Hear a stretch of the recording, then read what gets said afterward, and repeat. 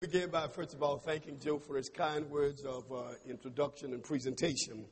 And Wendell and I are delighted to have this privilege to greet you and share with you something about our friendship. Before our sharing, permit me, if you will, to acknowledge the presence of our immediate family members who are here with us, beginning with Wendell's family, his wife, Linda. Will you please stand, Linda? His daughter, Stephanie, and his son, Eric. Will you please stand? All right. My wife, Robin, I don't know if she's arrived as yet. Is Robin here yet, Candace? She's on the way. She spent the night last night at my brother, my son and daughter-in-law's home because my son is out of town at the Founders Day observance for Morehouse School of Religion. However, my beloved daughter is here. Candace, will you stand? Can we put our hands together for our families? Thank you so very much. Good for us to be here today, and it's always good to see Joe. He is an honorary member of our church. Being a Methodist, he's somewhat concerned about getting fully immersed, but I think someday he'll probably get over that and just become full-fledged. As Charles and I accepted the assignment that has been given to us, the question in our mind, one that we had to deal with, was, are we going to be honest and transparent in our presentation, but possibly open ourselves up to criticism and misunderstanding? Or were we going to say what is normally expected, share platitudes, and all of us leave feeling good about ourselves?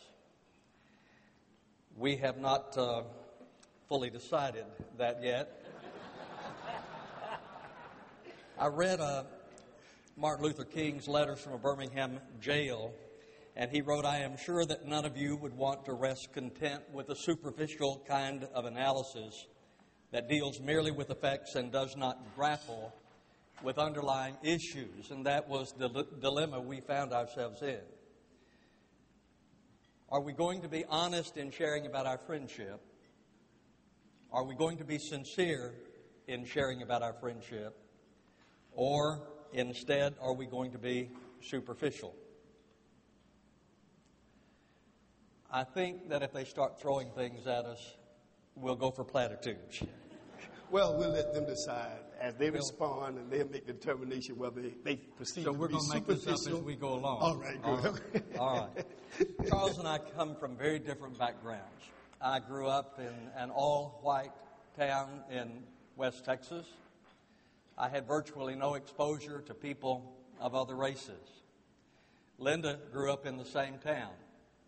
As Joe has already mentioned, I went on to work in television, and I was contacted by a television station in Oklahoma City wanting me to come to work for them, and we moved to Oklahoma City. If I remember correctly, when we were in Oklahoma City, the black population was 8% of the total. We lived in the northwest portion of Oklahoma City that was basically an all-white area. So it continued on that I had virtually no relationship or exposure to people of other races. In fact, I believe when my daughter graduated from high school, there were 4 African-American students in her class. I stayed at the television station until God called me into the ministry. I began pastoring. And then when First Baptist Church Columbia called me and we came here, I had never been to South Carolina before. I did not know anyone in South Carolina. When we came to visit the church, they put us over at the Marriott Hotel. I still remember going there. And when I walked into the lobby from my background, and that's what you're going to have to understand is coming from my background, I had never seen so many black people in my life. I honestly thought that there must be a demonstration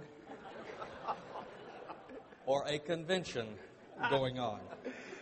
Now, you've heard Wendell's account of his background. Now, upon hearing mine, and I will speak a little more at length than he did about his background, but you'll note that we come from 2 entirely diverse backgrounds. Last year, I preached a sermon to the Brooklyn congregation on trying to find common ground in the Lord Jesus Christ, though different our perspectives and our experiences, opinions, and preferences might be, and how we sometimes allow our differences to keep us from working together and striving together for the good of all. Wendell, as he said, Wendell is white, I'm black. Socially, Wendell grew up without a close black friend. I grew up without a close white friend. Educationally, all of his training came from a predominantly white institutions, and all of my training came from predominantly black institutions. Politically, he's a conservative. I'm a moderate. Religiously, his standard bearer was Reverend Billy Graham. My standard bearer was Reverend Dr. Martin Luther King Jr. He pastors, of course, a predominantly white congregation. I pastor a predominantly black congregation. What I'm trying to outline is the difference, say something about the difference, the diversity that he and I have. Bob McAllister, who spoke last year for the prayer breakfast, once wrote a news article, and he referred to us as the ecclesiastical odd couple. And of course, we asked him to be very cautious about how he says that and when he says it and where he says it. Ecclesiastical odd couple. Yet, we have become true, trusting, and treasured friends. Permit me to share just a little bit about my background. Having grown up on Double Branch Road, West Columbia, Lexington County, no more than about 3 or 4 blocks from where we're located right now, I was taught by my parents in the early 50s and 60s to stay away from white people. My 3 brothers and I were apprehensive to engage the white community. My brother Donald, I think, is here today, who once served on the school board. Raise your hand, Donald. Anyway, we stayed away from white people, and we were to stay on our side of the road and forbidden to walk down the street where white persons lived. Our parents had a fence that completely surrounded our yard, and we were not permitted outside of the fence without them. I never shall forget how frightened I was when I learned in 1968 that the Lakeview School, where I had attended for 10 years, was closing, and we were to begin attending Brooklyn Casey High School, from which I graduated in 1970. My mother at that time was sick and dying of cancer, and she soon passed away during my junior year. So here I was, attending a white school where I knew no one, and my mother's death around the same time. You can somewhat imagine what a difficult time that was for me. However, I gradually came to know some persons in the white community and began to respect and appreciate them, but was definitely not going to get too close to any one of them. Shortly afterwards, I was blessed to meet Carol McGee, who's here. Wave your hand, Carol. Carol McGee is here. Carol introduced the Brookland Church to this site where we are now located. I met Carol, and I met his brother Ted and his late brother LaRue McGee, and had the highest of respect and esteem for them. So therefore, you can see perhaps me warming up a little now to the white community. And then I met Wendell, and we started spending time together. And I made a huge discovery. Wendell and I both bled red blood.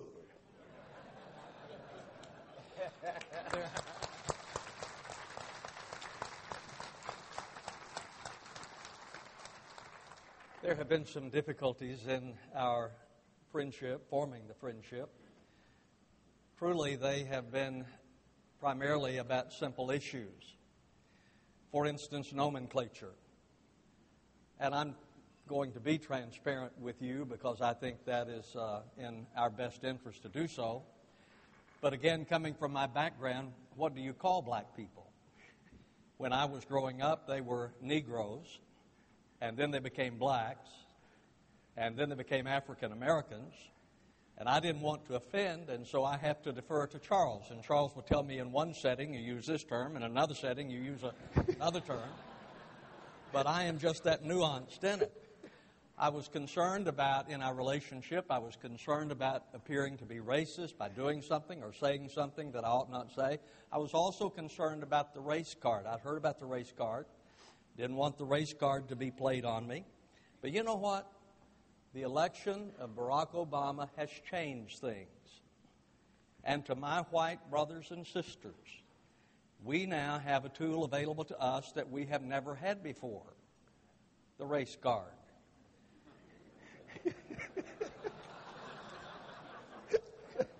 Let me give you an example.